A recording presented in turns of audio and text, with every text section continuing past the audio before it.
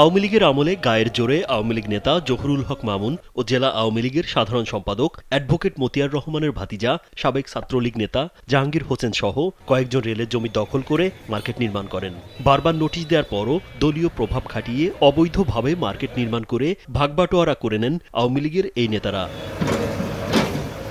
বৈষম্য বিরোধী ছাত্র আন্দোলনের পর অন্তর্বর্তী সরকার গঠন হলে জেলা আওয়ামী লীগের নেতারা পালিয়ে যান। পরে রেলওয়ে বিভাগীয় কর্তৃপক্ষ উচ্ছেদ অভিযান শুরু করে।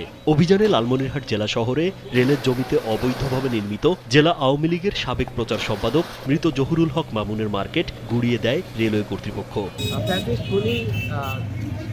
আমলের ছাত্রলীগের সাবেক সভাপতি মামুন এই জায়গাটা রেলের জায়গা সে দখল করে বিলাসবহুল মার্কেট এবং বিভিন্ন রেলের জায়গা দখল করে তার নামে করে নিয়েছিল।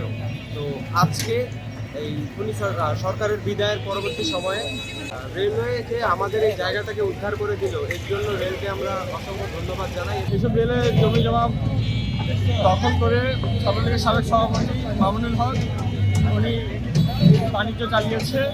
আজ রেল কর্তৃপক্ষ এগুলো ধ্বংসের পরিণত করে তাদেরকে ধন্যবাদ জানাচ্ছি।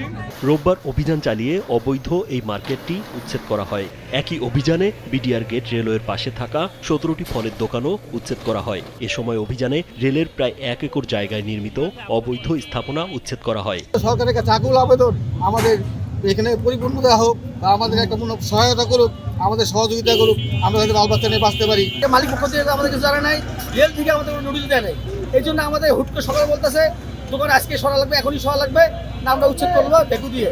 এখন আমাদেরকে নোটিশ দেওয়া লাগবে, মালিক পক্ষ আছে কথা বলে আলোচনা করেন, তারা আমাদেরকে আলোচনা করে আমাদের সাথে। এখন এই মুহূর্তে আমাদেরকে আশ্রয় দিল আমাদেরকে। আমাদের আকুল আবেদন, আমাদের দীর্ঘস্থায়ী একটা পুনর্বাসন এবং লিজ দিলে সরকারও টাকা পাচ্ছে, আমরাও বেঁচে যাচ্ছি। পুনর্বাসন চাই, এখানে আমাদের লিজ দেব। আমরা সরকারের জায়গা ঠিক আছে, আমরা লিজ নিয়ে ব্যবসা করব, ভ্যাট ট্যাক্স দেব, কিন্তু আমাদের হোল্ডিং ট্যাক্স যা লাগে আমরা সব দেব, কিন্তু আমাদের ব্যবসা করার সুযোগ দেব। লালমনিরহাট বিভাগীয় রেলওয়ে সহকারী স্টেট অফিসার আব্দুর রাজ্জাক জানান, একই দিন প্রায় রেলের 1 একর জমিতে নির্মিত অবৈধ স্থাপনা উচ্ছেদ করা হয়েছে। এছাড়াও রেলের জমিতে যত অবৈধ স্থাপনা আছে পর্যায়ক্রমে সব উচ্ছেদ করা হবে। 5ই ডিসেম্বরের মধ্যে সরাই নেওয়ার জন্য অনুরোধ করা হয় এবং সেই প্রেক্ষিতে আমরা রেলের জায়গায় যে সমস্ত অবৈধ স্থাপনা আছে ধারাবাহিকভাবে আমরা উচ্ছেদ করতেছি।